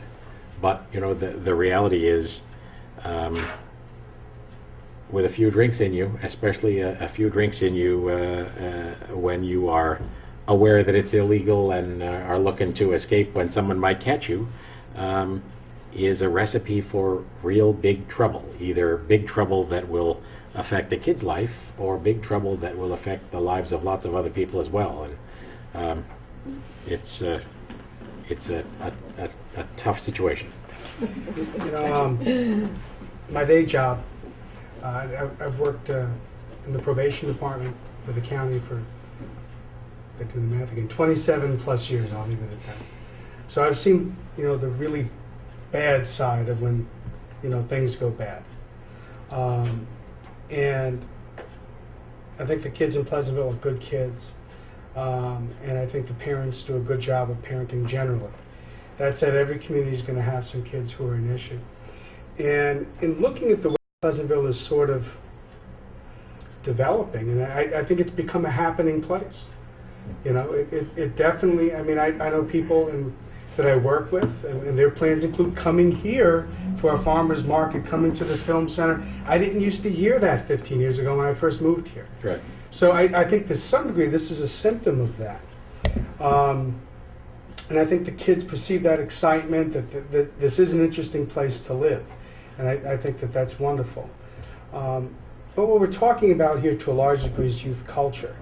And maybe a way to look at flipping this on its ear is through a restorative justice project that OJJDP offers some grants on. I don't know whether they're active grants at this point, but it's something called a youth court. And what it is teenagers those in our schools are set up to basically develop a courtroom. And some of the transgressions that we're dealing with are processed there as a diversion project instead of through the formal criminal justice system. The benefit to that is that they don't get a formal record.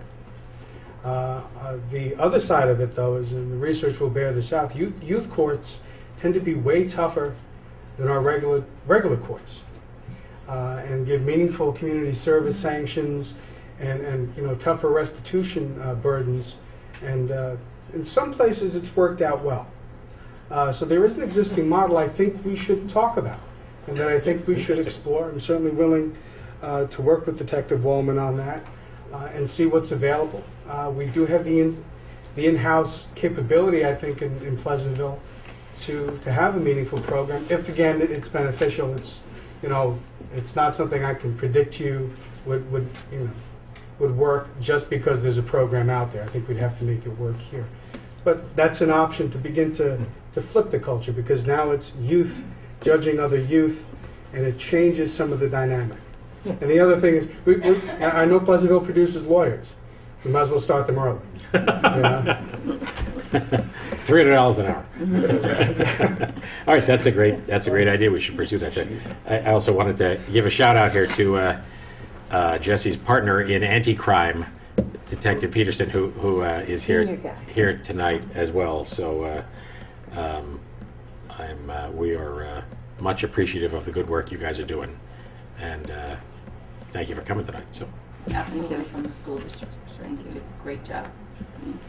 I think this might be an appropriate time. I think you know most of our administrative team, but we have a new high school principal that I don't know if you all know, and she is here tonight, Dawn Bartz. So. Welcome. Hey.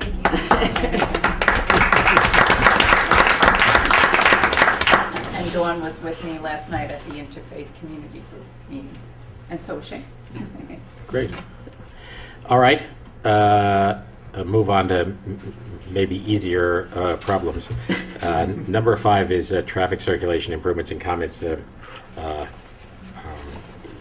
We've had some variant of this discussion, but my sense is you guys have tinkered a little bit with the schedules of your schools, and my observation in the morning is that it's helped. It seems better to me. Right. And we tinkered too with the drop-off pattern in front of the high school with the renovations. We put like an extra lane in for drop-off in the morning and closed the front circle so that the drop-off is smoother and Much doesn't better. have the much better. Yeah. People use it, they don't do Right. that slingshot out around and Yeah. that dangerous crossover and by staggering the starts. So I'm glad you've noticed that too. Yeah, I mean, that seems to be great. I mean, there's no way around the fact that we're trying to get a lot of people moved in a short period of time. And especially for residents who live on the adjacent streets, they're stuck for a short period of time. But I will say it is a short period of time. It is. It is. And compared to what the Sawmill River can do at times, it's nothing, right? That's right. What is the plan for that little field that used to be the parking lot above the turf field? Over by the tennis courts? Yeah. It's back to a field. It's going to be, because I will say there's some PR that you guys have to do with the folks in Ashland Avenue, because that's a mess now. All those parkers are not parking on Ashland, and it is a place where it doesn't get relieved, because it's tight to begin with, and some people might argue that, oh, well, that's good because it slows traffic down. The reality is it's one lane just about in many places, especially around the curve. And I know that the safety committee's looking at that now in terms of, is there something to be done on parking regulations, but again, up there to sort of prohibit parking in places to alleviate some of that. I don't know what the results of that are, but in any regard, I think there's some PR work, because I can tell you that I've seen neighbors out not coming to fisticuffs, but having some very hard discussions with parkers who are parking across from their driveways there, making it very hard for them to get out. It's very narrow when they're parked there. Yeah. I've also heard concerns that if you're coming out from the middle school and wanting to turn either left or right, it's a mess. that cars are parked too close to the exit, and your line of sight to make the turn is possible. Well, The Public Safety Committee is going to make a Yeah. recommendation, and it's probably going to be a setback. we have it tonight, actually, the minutes of their meeting of October 5. They believe we should not eliminate parking spaces. So Okay, good. Really? that's what the Public Safety Committee has come up with. I guess I'm a little So- perplexed because before we had the construction, we had the people would park back there by the tennis courts, and we didn't have this parking on Ashland Avenue that we now do. I mean, when we lost parking over by the high school, we created that little temporary parking area that you were alluding to, Jonathan, that was a terrible sports field before, and now maybe a little bit better. But do we have a sense of why there's more? I mean, we had the same number of parking spaces by the tennis courts as we had before. Is I that don't know right? Or why, did we who's lose- parking out there? We didn't lose 20 spaces, did we? My understanding is also that because that parking lot didn't have lines in it, you could actually fit more cars in there potentially than a normal In the parking lot. temporary, Yeah. Mudfields. Right, and Well, so in any regard, I just think that regardless of if the Public Safety Committee, whatever their conclusions are, I take I'm just issue with giving the you a heads up conclusion. that there's some PR work that needs to be No, I done came with the here Ashland wanting Avenue. to know how that was going. So, Yeah, not well. Not well, right. Do you guys try to manage your high school Not to students' eliminate parking? We have less parking students than we've ever had. We just happen to have more staff, more people on site between aides. The district has about 90 aides, about 30 teachers. It's funny to agree. 170 teachers. It's, that's Roughly John Collins 1/3 of them are at Bedford Road, so they're parking on Manville itself. But between the demand from students or even parents that might, sometimes what ends up happening is that you might have a parent who'll show up at 7:45 or 8 o'clock and take a spot, and then when a staff member arrives, they need to run in to teach a class, they might end up parking someplace differently, and then a spot might open up. So it's a constant conversation even with our staff, because there are people that will come to work and have to teach a class at 7:45 and can't find a place to park. And just for the record, a lot of those aids are state mandated. Just because I know you're thinking, okay, you know. But actually, over by the high school where we lost for the construction, we lost that whole where the flagpole used to be. That, Right. and But that's all restored. That's all restored, and we actually added a number of, not a tremendous amount, but we added a number of parking spaces there. So, I think you're right. It's time to take a look Well, at you just where have these to folks wonder, are I mean, I parking. see all these high school kids driving to school, and you just have to wonder, we're a walking community, and some of these kids live within walking distance or could park Yes, sir. some distance away. I don't know. I'm not an expert here, but I know what I see, and I see a lot of kids who live pretty close encourage by. them. I to walk. wonder that too. Yes, Lois does all the time. We encourage them Do to that all walk. the We time. put up extra bike racks if people want, kids want to take their bikes. And But as we Mary encourage that said, the as well. number of student spaces we have now is lower than it's ever been. Right. How many is that? On campus itself. How many is it, Steve, about? 20? 20 spaces. So we see the students driving, it's a rite of passage, they get the car, Yep. some of them Mrs. live 2 Bartz? blocks away from the high school. You might Did you use the wanna- microphone? I apologize. You probably know who they are. There are I 20 thought it was spaces that are available. They are assigned spaces, and we do have parking lot attendants there. So it's not that students are taking additional spots. We started the year with not enough spaces for all of our staff members. So we start meetings with parents and community members as early as 7:30. There's a limited amount of spaces. Parents do need to park as well for those meetings. So again, it's a constant You have shuffling. people who show up to walk the track, people who will take Yeah. parking spots just as the time when staff are arriving.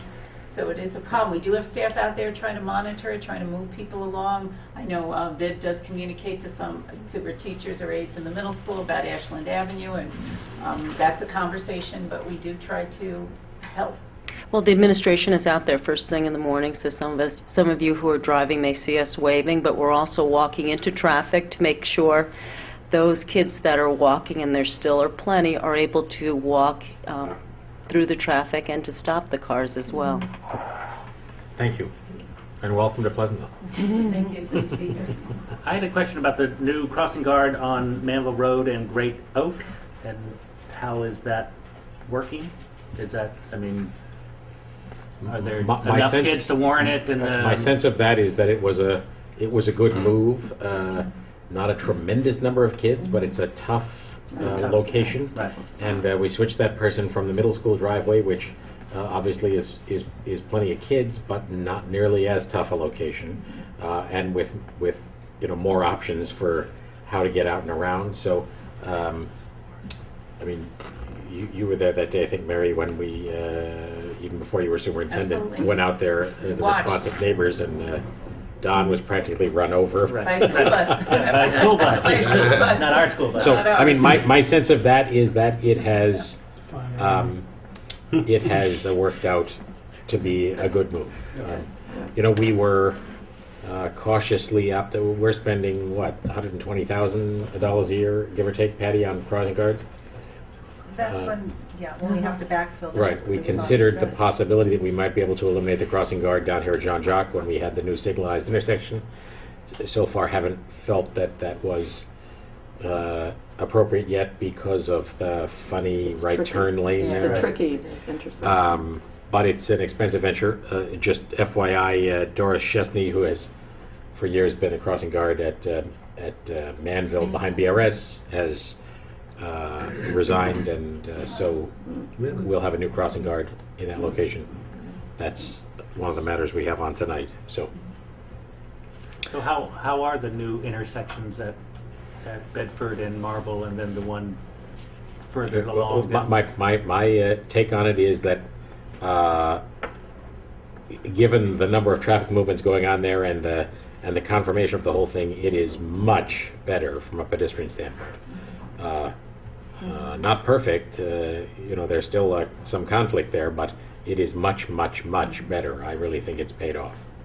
So I've gotten some flack about adding an additional light, the one that's in front of the former Look Oil, which is what, American now. But my sense of it is, I mean, that particular area there by 7-Eleven had turned into a bit of a pedestrian Nightmare. nightmare. Yeah. The cars were definitely winning. Yeah. And I think we've balanced the forces a little bit. Yeah. The big problem there now is people coming out of 7-Eleven. All right. Turning Go left. that way. Well, Go back. Peter, very- Oh, turning left out of 7-Eleven to go back Bedford Right, Road towards. right. I know.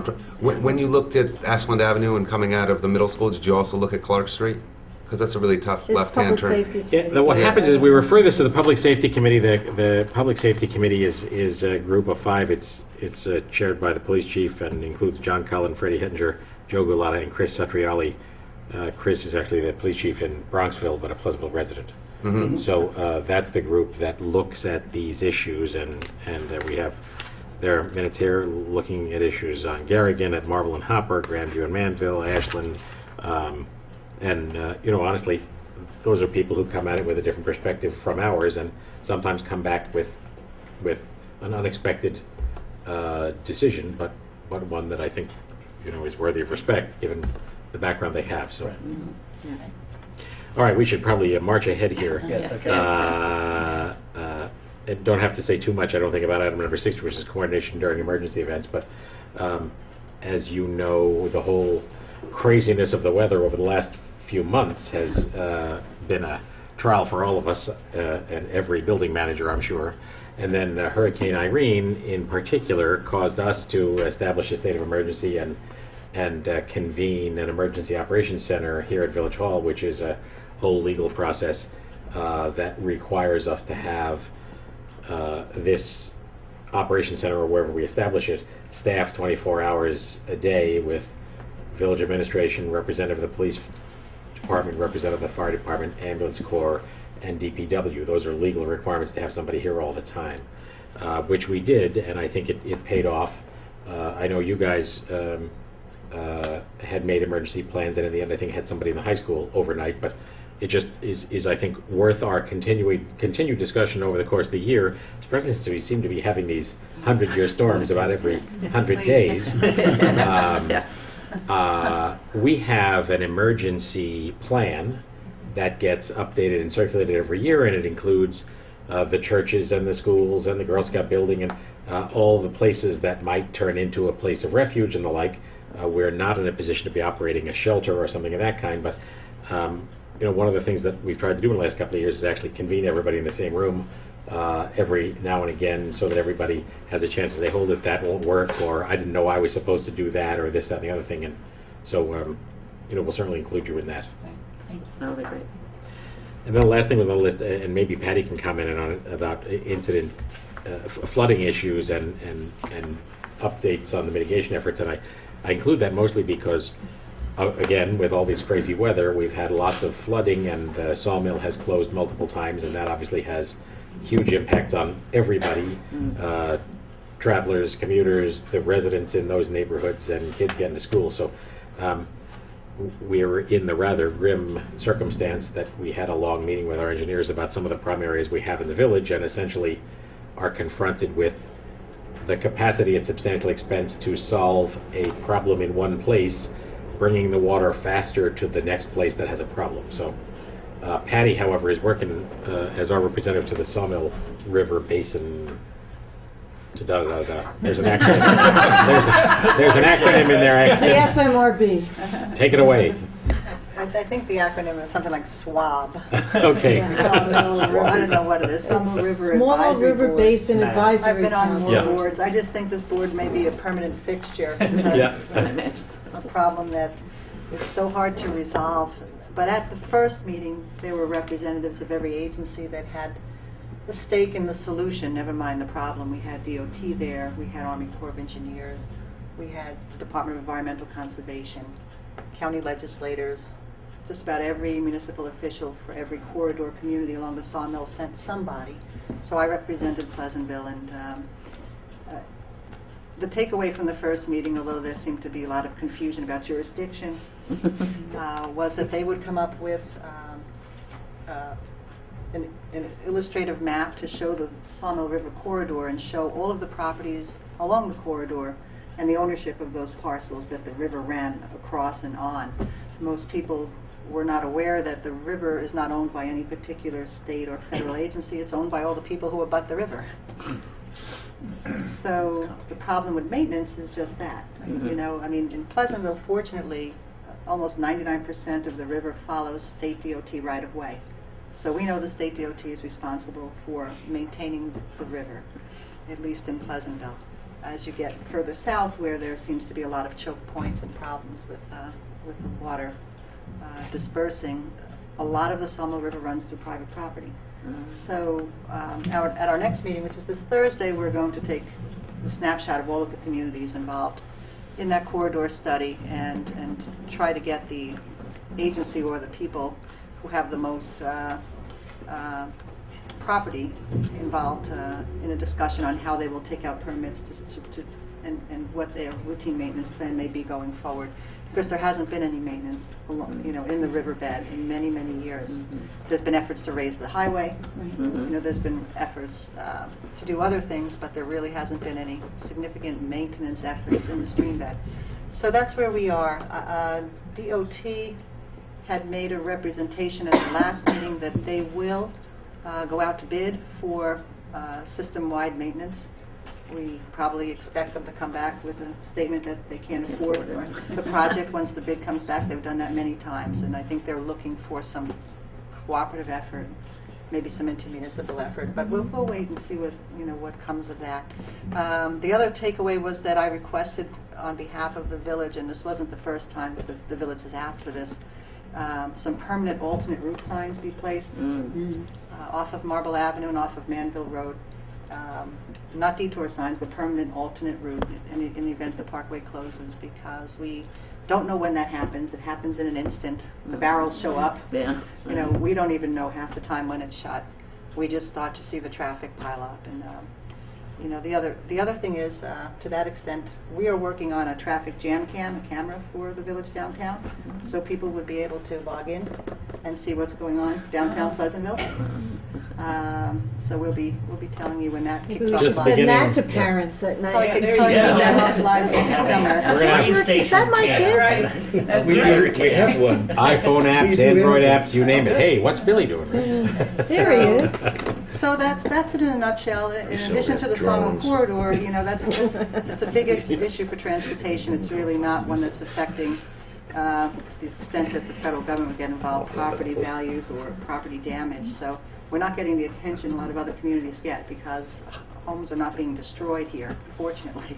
But that's where the money comes from when you see that kind of damage. So it's hard to get attention here, but we are trying. We also have some flooding problems in some of the areas that are affected by higher elevation, but those elevations are coming from the town of Mount Pleasant, and we're studying now the drainage patterns from certain areas in the town outside that are affecting some of the village's streets.